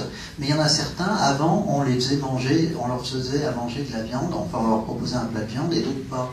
Et ceux qui avaient mangé de la viande allaient sous-noter les animaux mais évidemment sans qu'il y ait quelque chose de conscient à ce niveau. De façon générale, je pense que aucune exploitation significative ne serait possible sans opérer un déni des intérêts de la personne exploitée et sans ou une minimisation de ses intérêts. Enfin, c'est quelque chose qu'on rencontre dans toutes les formes d'exploitation. Et je pense que, de façon générale, les sociétés de domination sont des sociétés qui élaborent des idéologies qui visent à court-circuiter aussi le rapport d'empathie et la capacité à se projeter dans l'autre, et aussi à court-circuiter l'idée que c'est la sensibilité qui importe. Et moi, je vois comme un signe extrêmement positif le fait que notre société évolue de plus en plus vers une reconnaissance du caractère sensible des animaux, mais pas que des animaux, même des humains. De plus en plus, on pose les problèmes aussi en termes de vécu, en termes de souffrance, etc. Les notions de harcèlement moral, les notions de souffrance au travail, c'est des notions récentes. La reconnaissance de la sensibilité des nouveau-nés, c'est quelque chose de récent. Enfin, moi, j'aurais tendance à appeler ça aussi une révolution, qui est une révolution culturelle de fond, sensibiliste, au sens où progressivement, enfin, la sensibilité vient au premier plan, qui est la reconnaissance de l'importance de ce qu'on éprouve, nous, individuellement, subjectivement. Est-ce qu'il y a un travail qui est fait pour développer une charte des animaux qui serait une charte qui permettrait de poser la question, de même qu'il existe une charte des peuples autochtones, qui effectivement identifie effectivement des peuples vulnérables, des peuples humains vulnérables, mais qui du coup sont pris en compte effectivement pour être mieux protégés dans la mesure où les droits de l'homme ne suffisent pas à les protéger. J'ai l'impression qu'on n'en est pas là au niveau des avancées du mouvement de remise en question de l'exploitation animale. Il existe par contre des textes qui sont une journée internationale des droits de l'animal, par exemple, qui est fondée sur une charte des droits de l'animal, qui n'est pas du tout la charte qui a été élaborée en France, qui ne vaut pas grand-chose, mais qui est une charte qui est assez intéressante, enfin, qui va assez au fond des choses. Mais je ne sais pas si on peut vraiment comparer ça à ce que vous dites. Je pense que ça serait intéressant à se faire. Est-ce que le mouvement antispéciste reste un mouvement confiné aux individus, aux initiatives individuelles, ou est-ce qu'il y a vraiment des personnes de pouvoir qui ont les moyens d'agir sur des leviers? Pour l'instant, non. Alors, c'est pas nécessairement des initiatives individuelles. Il y a des groupes qui se revendiquent de l'antispécisme. Là, il y a, à Lyon, il y a, d'une part, il y a L214 se revendique de l'antispécisme. Il y a aussi 269 Life, où il y a une militante lyonnaise qui est passée à Canal+, je crois, enfin, en tout cas à la télé, il y a 2 jours. Chez Antoine Decaune. Ah, chez Antoine Decaune, oui, voilà, je connais rien, moi, à la télé. Mais j'ai vu qui a exposé justement cette notion de spécisme, etc. Il y a des groupes locaux qui se revendiquent explicitement de cette notion. En Suisse, l'organisation la plus active et peut-être la plus puissante, c'est PEA, pour l'égalité animale. Dans plein de pays, que ce soit en Espagne, en Angleterre, en Allemagne, et puis dans pas mal de pays d'Amérique latine, il y a un groupe qui s'appelle Igualdad Animal ou Animal Equality, qui sont des groupes qui sont extrêmement actifs en fait, qui tiennent le pavé médiatique, qui font énormément d'actions, etc. Ensuite, il y a de très rares hommes politiques qui sont sensibilisés à la question du spécisme, mais qui disent qu'à l'heure actuelle, justement, aborder la question animale comme une question politique, c'est de l'ordre du tabou dans les milieux politiques.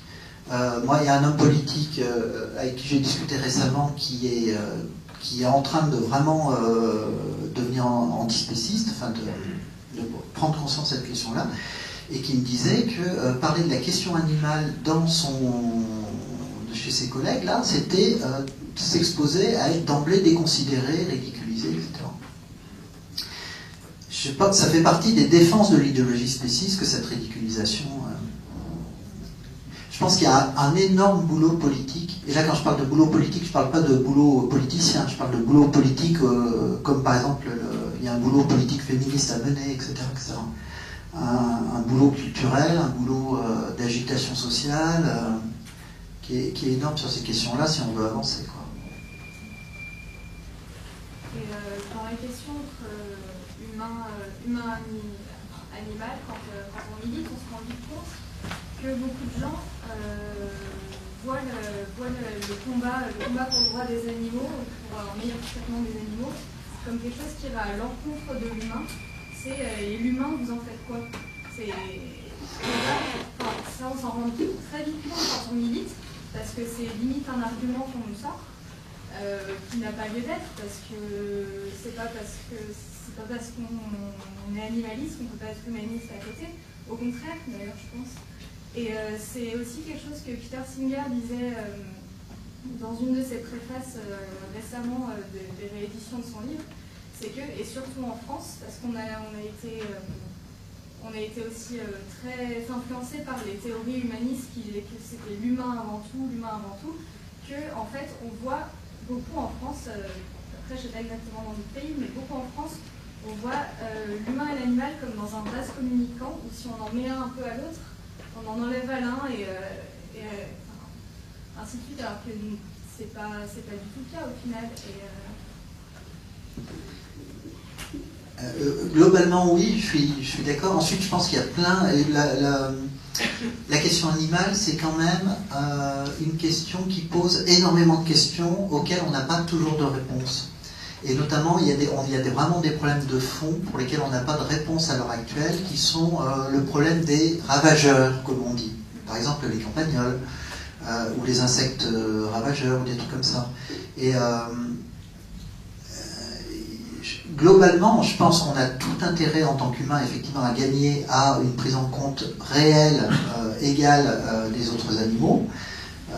Mais il y a quand même des points de friction qui sont extrêmement sérieux et pour lesquels, pour l'instant, je pense qu'on n'a pas de solution aussi parce qu'on ne s'est pas posé la question socialement au niveau d'une société tout entière. C'est des individus qui se posent la question de comment limiter, par exemple, les attaques des campagnols ou je ne sais pas quoi.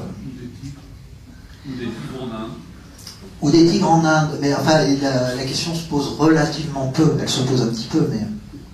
Oui, c'est clair que dans des très petites situations, on peut évaluer l'intérêt de l'humain contre l'intérêt de l'animal, mais qu'en règle générale, c'est l'argument qui fait que c'est très dur à aborder, je suppose, en politique, quand j'en fais pas, c'est que on nous demande si on fait quelque chose pour l'humain, pour l'animal, c'est forcément je ne fais pas quelque chose pour l'humain.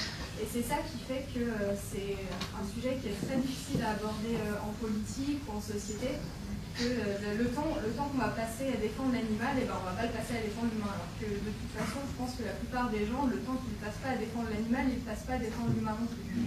Oui. Et il y a même pas mal de gens qui sont militants pour la question animale, qui sont aussi militants sur d'autres... Mais cette histoire de si on est favorable aux droits des animaux, par exemple, on est contre les droits humains, c'est vraiment quelque chose qui revient souvent et c'est quelque chose qui est assez symptomatique. Enfin, moi j'analyse ça encore politiquement, c'est que les ordres de domination, les ordres sociaux fondés sur des dominations, ils créent des catégories antagoniques, les noirs, les blancs, les humains, les animaux, les hommes, les femmes. Et chaque groupe est défini d'une certaine façon à l'encontre de l'autre. C'est très clair avec les humains et les animaux. Les attributs humains sont des attributs qui sont déniés aux animaux. Et en fait, les identités se définissent l'une à l'encontre de l'autre.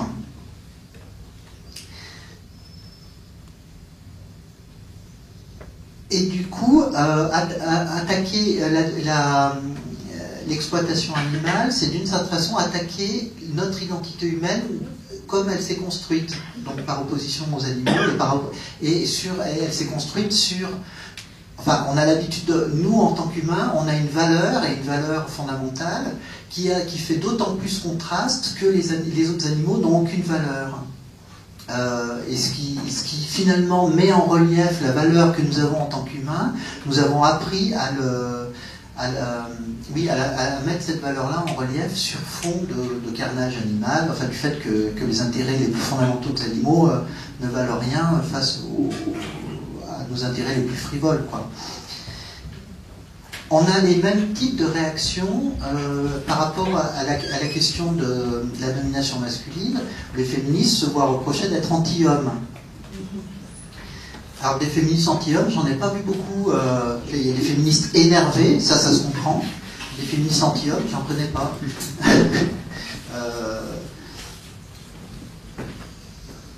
Bon, enfin, on le retrouve de façon générale, quoi, ce type de réaction.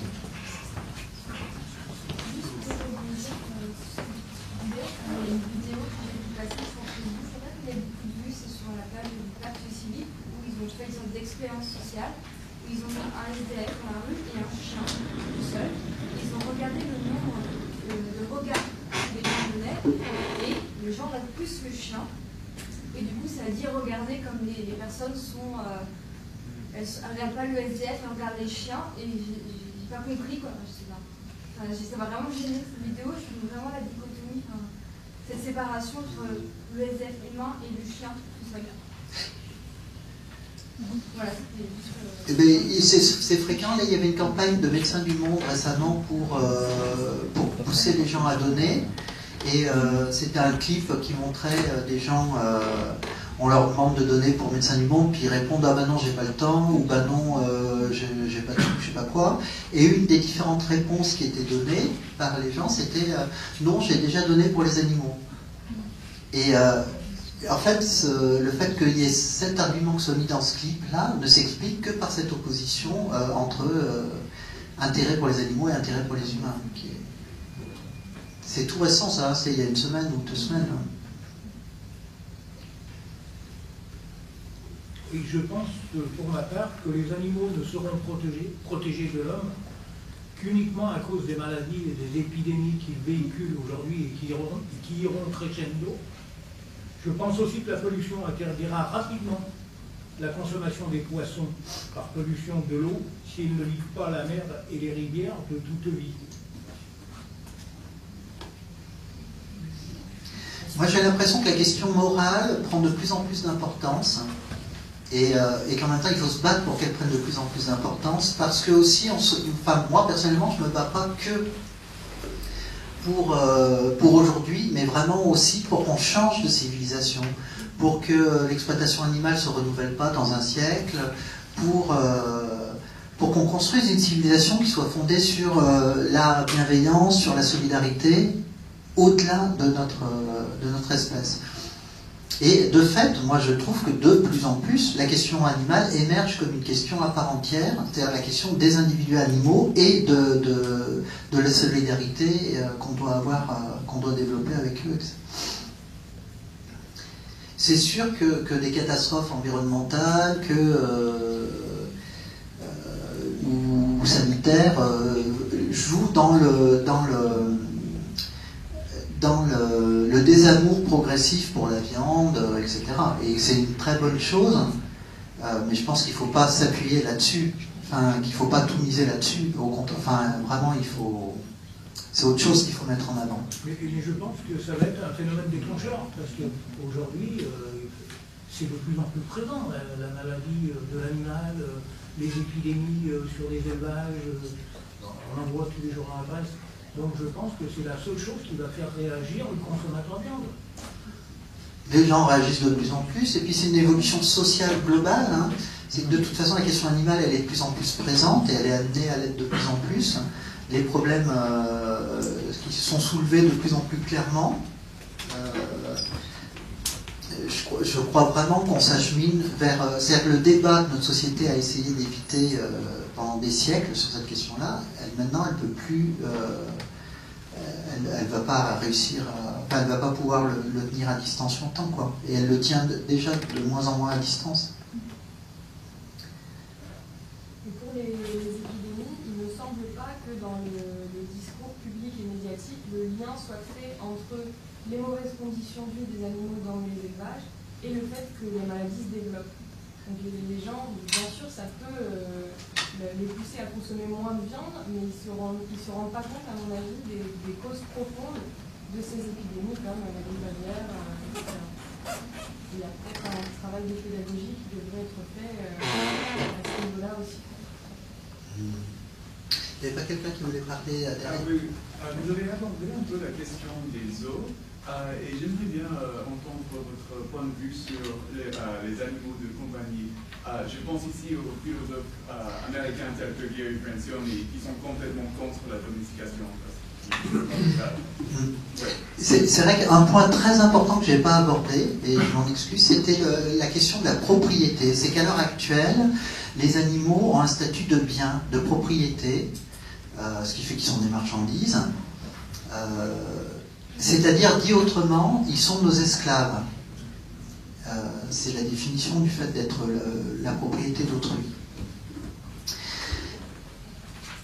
Et je suis d'accord avec Francione pour dire que, effectivement, tant qu'on n'abolira pas ce statut de bien, les animaux ne se verront pas reconnaître véritablement des intérêts propres et ne se verront pas reconnaître l'importance que revêtent pour eux leurs propres intérêts. Enfin, je veux dire, ils ne sont pas pris en compte de façon similaire à nous, que c'est un point extrêmement important. Tout à l'heure, j'ai évoqué là des expériences de psychosociologie qui montraient que les animaux qu'on maltraite et qu'on tue, on les considère moins bien que des animaux autres. Je pense que de façon globale, ce statut de propriété ne peut que nuire à la prise en compte réelle des intérêts des autres animaux.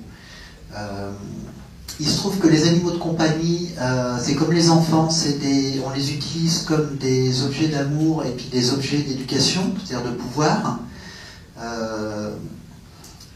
Et donc, ils jouissent aussi avec ça de conditions de vie qui sont plutôt bonnes. Mais globalement, il me semble que là où je me différencie de Francione, c'est que je pense que c'est ce statut de bien qu'il faut abolir, mais pas nécessairement les relations qu'on a avec d'autres animaux. Je pense que dans plein de cas, des relations que les humains entretiennent avec d'autres animaux sont aussi profitables à ces autres animaux. Et alors, je ne sais pas si ça veut dire garder la domestication, dans le sens où je trouve que ce terme de domestication, il implique vraiment une idée de domination.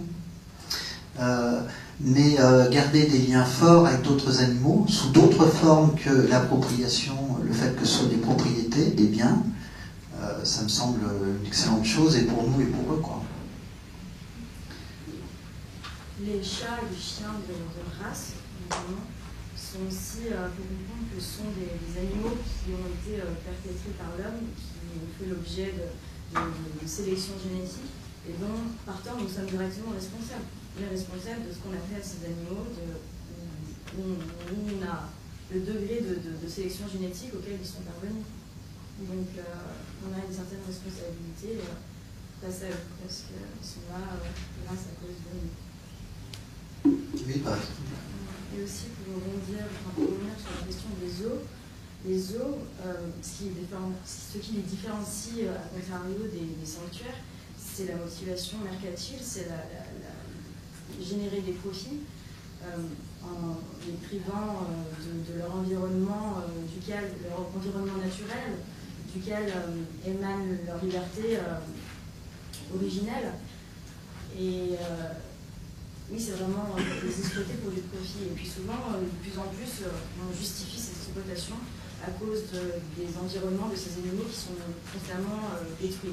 Sauf que si l'intérêt était vraiment du côté des animaux, qui sont exposés, exploités, les efforts devraient aller du côté de la préservation de l'environnement et pas de les mettre en cage et puis d'en tirer un profit. C'est là la différence. Oui, tout à fait. Ouais.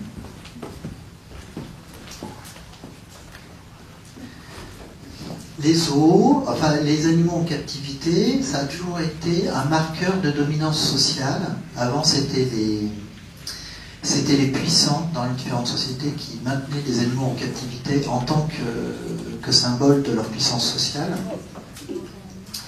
J'ai appris il y a quelques années qu'à la Révolution française, il y avait le projet de fermer l'ensemble des zoos, ce qu'on appelait à l'époque, pas des animaleries, je ne retrouve plus le terme, enfin, des ménageries, voilà, qui étaient vues comme des symboles de la domination de l'Ancien Régime, etc., etc. Et de fait, les zoos, ils se sont développés sous leur forme moderne, en même temps que le colonialisme, comme des affirmations de la supériorité des colons, des pays colonisateurs, etc.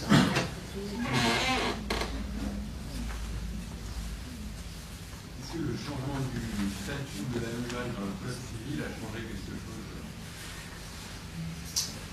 Je pense que ça a changé quelque chose dans notre culture globale, dans notre imaginaire social.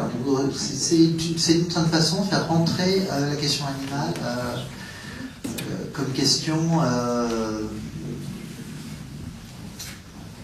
presque politique. Je n'irai peut-être pas encore jusque-là, mais en tout cas comme question sociétale. Et à ce niveau-là, je pense que ce n'est pas une avancée sans intérêt. Ensuite, ça n'a rien changé au niveau concret, et ça a été fait exprès pour ne rien changer au niveau concret. Je vais juste rebondir là-dessus.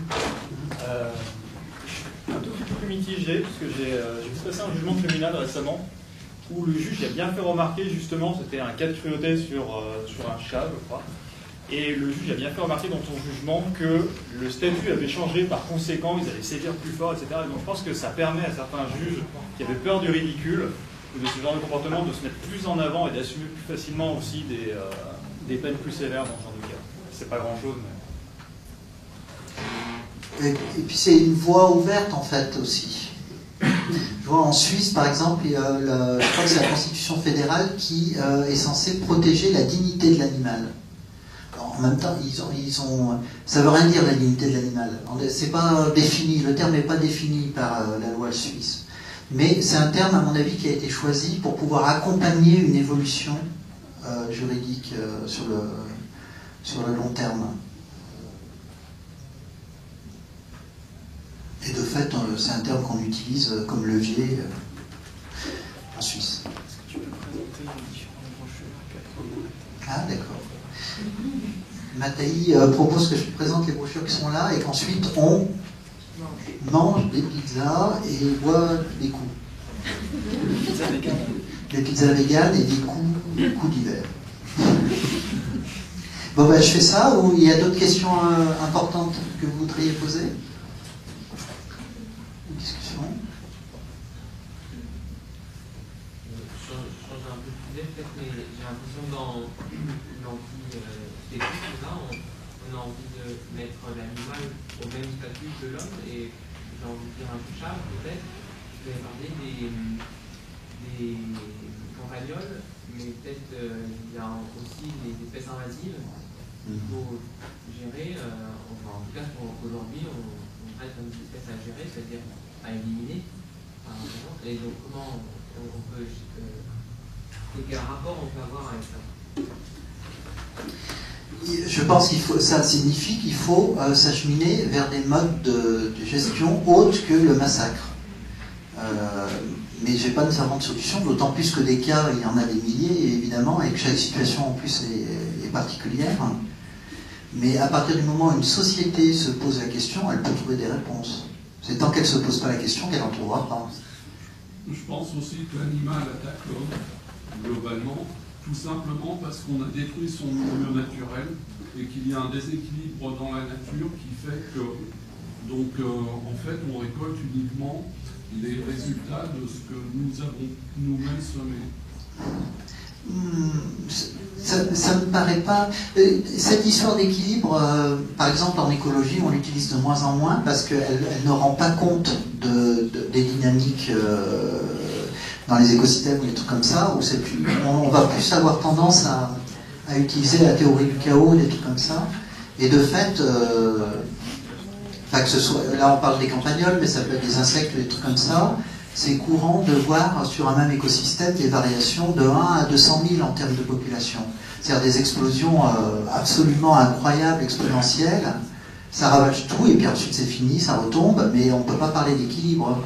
Et je crois, la question des campagnols, c'est une question comme ça et parmi 100 000 qui se pose, mais je ne suis pas sûr qu'on puisse la réduire à un épiphénomène d'activité humaine destructrice qui aurait détruit un équilibre.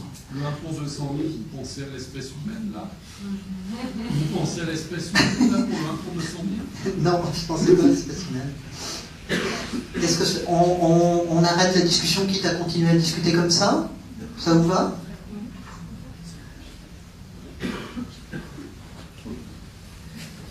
Ah oui, je devais parler des brochures. Les brochures qui sont mises là, il y a la végéphobie ou le rejet du végétarisme pour les animaux et la discrimination des personnes végétariennes. C'est un état des lieux qui est assez flippant en fait des réactions hostiles que rencontrent les personnes végétariennes pour les animaux, pas les personnes végétariennes pour le tiers-monde ou pour les soucis d'élévation spirituelle. Et c'est une analyse politique de cette végéphobie comme une sorte de défense de l'ordre spéciste à travers la défense de la pratique centrale de l'exploitation animale, la pratique symbolique centrale de notre domination humaine sur les autres animaux, qui est la consommation de viande. C'est aussi une brochure qui essaye de voir l'impact que ça a sur le mouvement animaliste, cette pression sociale qui est à la fois diffuse mais à la fois omniprésente. Qu'est-ce que ça génère comme problème dans le développement d'un mouvement animaliste fort? Il y a la brochure Changer la société pour les animaux, devenir un mouvement social, qui est une brochure qui dit qu'on ne peut pas se cantonner sur une question fondamentale comme ça, qui est une question de justice, c'est-à-dire qui est une question de morale universelle en fait, de demander aux individus de cesser individuellement de cautionner l'exploitation animale, en mangeant pas de viande par exemple, ou des trucs comme ça, que c'est vraiment un problème social et politique et qu'il faut aborder sous cet angle-là. Alors là encore, quand je parle de problème politique, c'est pas un problème politicien, c'est un problème politique, c'est un problème d'idéologie globale de notre société, d'institutions dans notre société, de groupes sociaux antagoniques, etc., etc. Et qu'il faut porter la question animale à un niveau politique, c'est à un niveau sociétal, culturel, politique, économique, etc. C'est une brochure avec un texte qui parle en termes de philosophie morale qui est vachement intéressant, qui oppose les analyses en termes les stratégies en termes d'éthique de la vertu, donc demander aux gens d'être vertueux en cessant de manger de la viande, tout ça, et les stratégies en termes d'exigence de justice. C'est-à-dire dire il s'agit d'une question de justice et dans un premier cas on s'adresse souvent aux individus et aux consommateurs, dans le second cas on s'adresse aux citoyens en général à travers une question universelle. Pour faire vite. Et si l'humain valait l'homme, sexisme et spécisme, rapport d'un dominant, c'est un texte paru dans un livre il y a 20 ans à peu près, en 99, non, qui s'appelait Nouvelles approches des hommes et du masculin. C'est une analyse justement des rapports entre sexisme et spécisme et entre identité masculine et identité humaine en tant qu'identité dominante. Quelles sont les similarités? Et notamment, il y a une analyse du rôle central de l'instrumentalisation des corps des dominés et une mise en parallèle de l'oralité de la sexualité, de la consommation sexuelle du corps des femmes, c'est-à-dire des femmes, et de la consommation orale du corps des animaux, c'est-à-dire la viande. Qu'est-ce qu'il y a d'autre? Idée de nature, humanisme et négation de la pensée animale. Bon, ça dit à peu près les choses que j'ai pu dire là. C'est un texte qui est paru dans un recueil de textes, La raison des plus forts, il y a quelques années. Et ça se termine aussi par une sorte de panorama des choses fondamentales qui sont remises en question par la question animale. De ça, j'en ai pas parlé, mais notamment la question animale, c'est s'attacher aux intérêts des individus indépendamment de leur appartenance à quelque groupe que ce soit. Et du coup, ça rompt avec une très longue tradition dans la pensée occidentale qui veut que on est reconnu comme sujet de droit, par exemple, pour faire vite, que si on appartient à tel ou tel groupe. C'est-à-dire que c'est lié à des appartenances. Par exemple, la cité grecque, chez les Grecs, c'est la cité grecque, ensuite ça va être la chrétienté, etc. Maintenant, c'est l'humanité. Et là, c'est pas dire il faut respecter les animaux parce qu'ils appartiennent à l'animalité. Non, c'est dire il faut prendre en compte les intérêts des animaux parce qu'ils ont des intérêts, mais en tant qu'individus. C'est-à-dire qu'on rompt avec une logique où la morale est inféodée à des appartenances qui sont des appartenances sociales. Voilà, enfin, c'est un des nombreux points de ce type qui sont abordés en conclusion. En finir avec l'idée de nature, renouer avec l'éthique et la politique, c'est une critique globale de l'idéologie de la nature. Ça part de l'idée que la nature, ça n'existe pas, c'est-à-dire qu'il n'y a pas d'ordre naturel, ou il n'y a pas d'équilibre naturel, et que l'idée de nature aussi en tant qu'essence, c'est-à-dire nature humaine, nature masculine, féminine, nature liée aux espèces, ça n'existe pas non plus. C'est pas, par exemple, c'est pas une idée scientifique qui va être prise comme telle. Et c'est une analyse des arrière-plans idéologiques et de l'importance idéologique de cette idée de nature pour justifier les dominations, les ordres inégalitaires, etc. Et les assignations à des identités restrictives. Voilà. Et l'autre, et après j'ai fini, il y a des tracts aussi, vous verrez. Défense animale, libération animale, antispécisme, égalité animale. C'est plusieurs petits textes qui visent à clarifier les distinctions entre je sais pas comment dire, différentes approches animalistes qu'on retrouve dans le monde animaliste. Et c'est assez intéressant pour comprendre plein de différences d'approches qui existent. Voilà. Merci.